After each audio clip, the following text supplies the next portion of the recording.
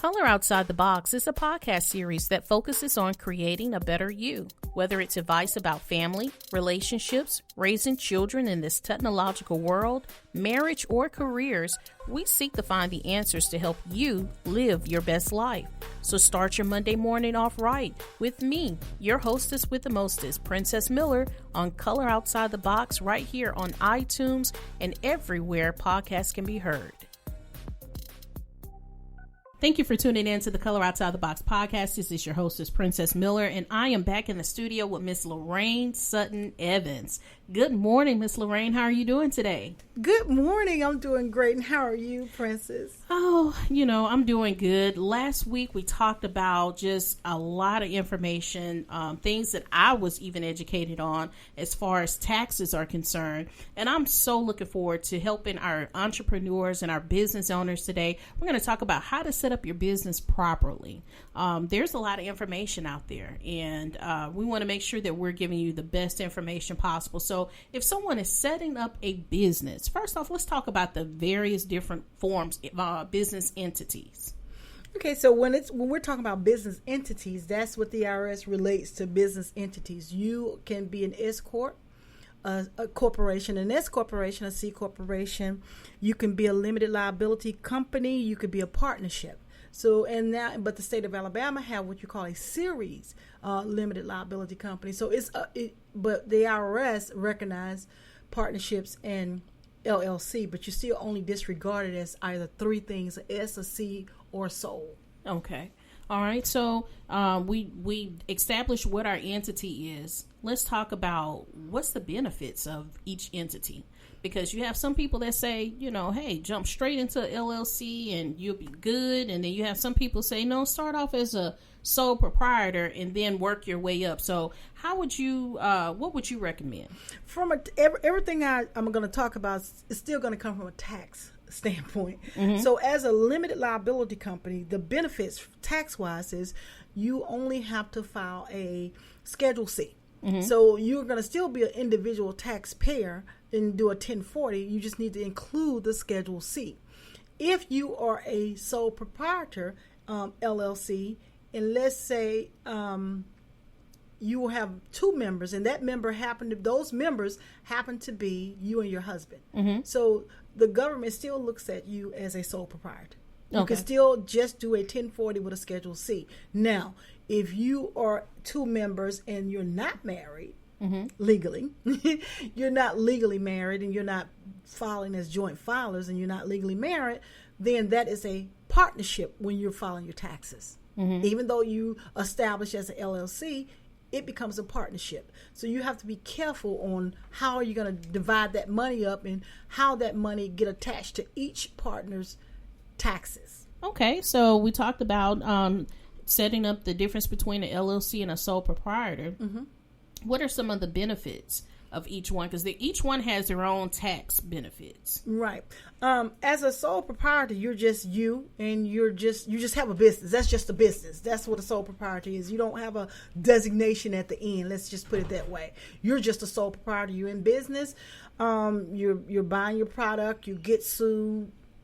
They can come after you, your future income, your property, and all those things. But what I would advise people to do is either read up on the statute of businesses in this state, because mm-hmm. everything is a state issue. I would either go to an attorney and get a consult on, if you don't understand the statute, get a consult from an attorney and let them explain to you where you stand when it comes to either a sole proprietor or limited. What is considered limited, mm-hmm. and what they can come after you for. Mm-hmm. Because that's a state statute. It's a law. So it would be an attorney that would really need to explain it to you if you cannot read it and understand it. Okay. So let's say we establish a sole proprietorship, mm-hmm. and we say, okay, well, I'm just going to go out and start selling. How would you recommend me set up a business? Get a license. I'm just going to start tomorrow. You have to get a license in the state of Alabama and specifically Mobile. Mm-hmm. You have to get a license, and it depends on where you are, your address, whether you need something from the county and the state or just the city. Mm-hmm. So it depends on your address, whether you're out in the county limits or you're in the city. So you would go to the business license section, and they will be able to tell you at that point, hey, you need to get a license here, here, here. But the great thing about living in Mobile, when you go to the business license section, you can get your zoning in the same place. So when you apply for your business license, they're going to do the zoning. I know when I was on Hillcrest Road and I went and to apply for my business license for a location out there, because I had two, this one and that one, and they said, well, that address don't exist. The building existed. He did me like that too. The building existed, but guess what? The room number didn't exist. So they had added that room, and they knew, the zoning commission knew. You know, so we're gonna thank God for that, because if there was a fire, they have to know what's in that building. And so I had to wait. They had to come out. They had to physically see the building and get a license, because we have and I'm so grateful for them. They will come around. You have from the business license section, those young ladies and men. They have certain areas of their area of responsibility in the city. They drive around and come into the building. They know who's supposed to be and where. And they will knock at your door, and that ticket you do not want to pay for operating without a license. Gets in your sales tax. So you got to talk to your sales tax and people who are in business in buildings. You have to pay tax on all the equipment. I know you pay tax when you purchased it, but you still got to pay a use tax. Now you're using it. This is the course of doing business. Even down to the pencil. So you got to let them know.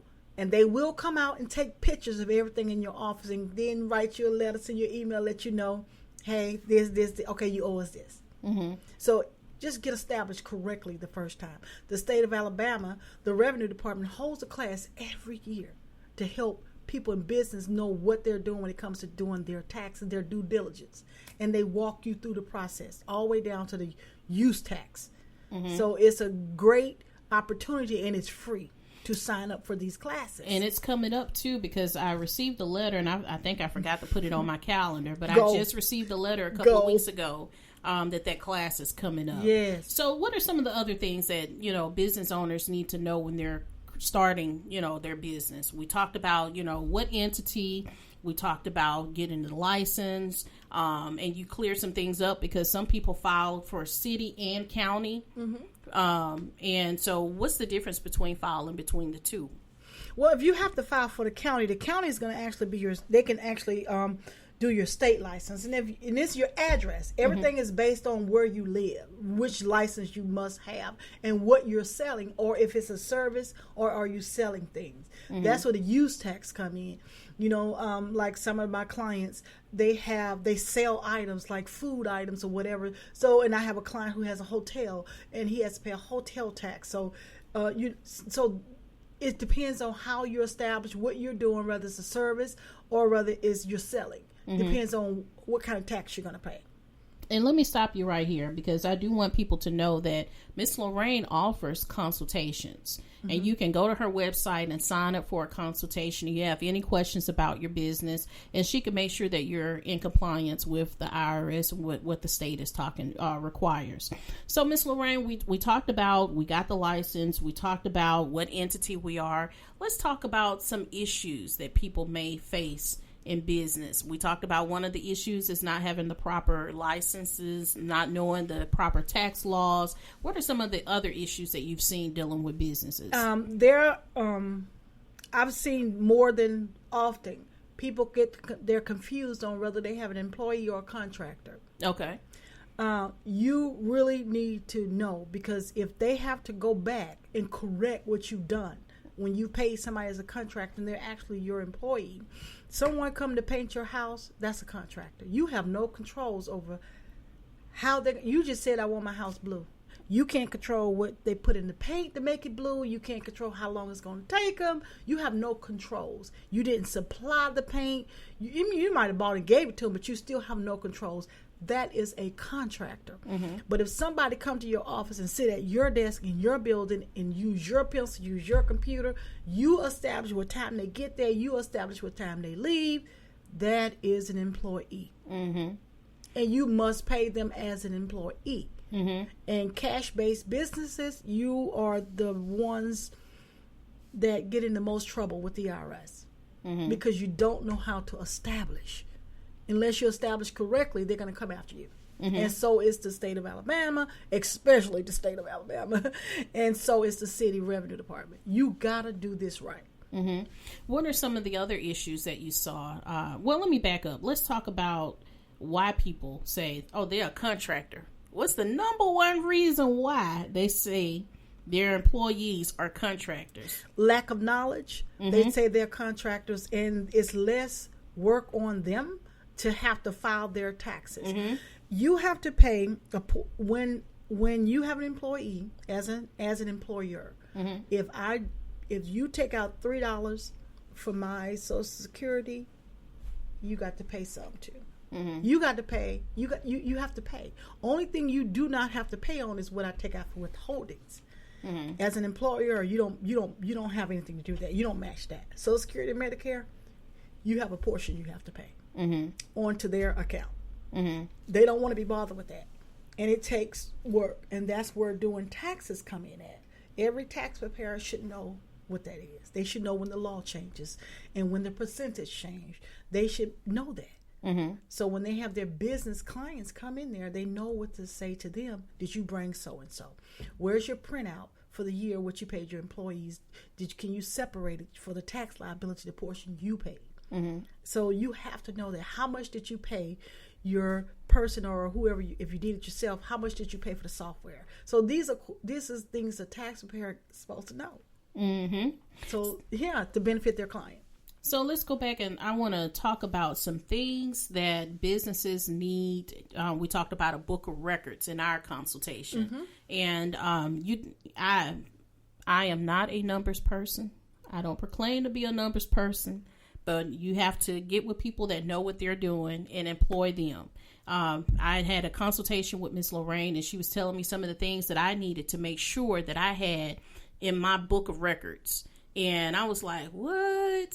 Really? And so let's talk about some of those things. I would suggest that people keep an electronic book of records. Your book of records are appointments. I myself, and I know Princess as well, use an electronic calendar. So you have to have a calendar. This established that you're in business. This is not a hobby. So this kind of, and it helps you too, really. And so you have to have records. You can't just say, I did this, I made this. How did they pay you? Where, do you have any checks? Did you deposit that money? Have a book of records of everything you do in business.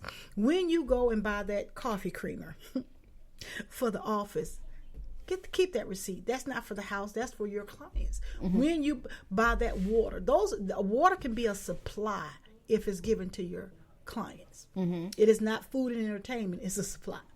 So keep up with your records of what you're doing. Get you a box and just lay them in there. Or get you a neat receipt, some kind of scanner that you can scan it in, and it keeps up and it pulls all that information off and it puts it into a program where it calculates it for you. You're in business. It takes money to make money. Buy the equipment that's necessary to keep up with your paperwork, because it's paperwork that put people out of business. But hey, I'm here. I'm a bookkeeper. So that's what I was getting to. I will help you keep up with those records. I have clients that every month I go to their establishment because they're busy doing their business, and I pick up all their records and I bring them back and I put them in a portfolio electronically. So, and I give them a report every quarter so they can see how they're doing in business. Is this a hobby or is this a business? Now, what are some of the other records that they need in that? Because you told me, hey, get a binder and put this stuff in the binder. So what other items do they need in that binder? You need your income and expense. So that's everything is based on income and expense. So all your income and expense should be put in the binder. And once you get a bookkeeper, they know how to put it into a system, into a portfolio to print out for you so you can see how you're doing in business. When do you recommend for a business to employ a bookkeeper? Because some people think, hey, I just deal with it at the end of the year, or I'll deal with it when it's time to pay taxes. When do you recommend for a business owner to get a bookkeeper? At the very beginning. Okay. All right. At the very beginning, because unless you don't plan on growing, then don't worry about it. Then you keep up with those 3 receipts. But if you have in your mind that you want to really make money,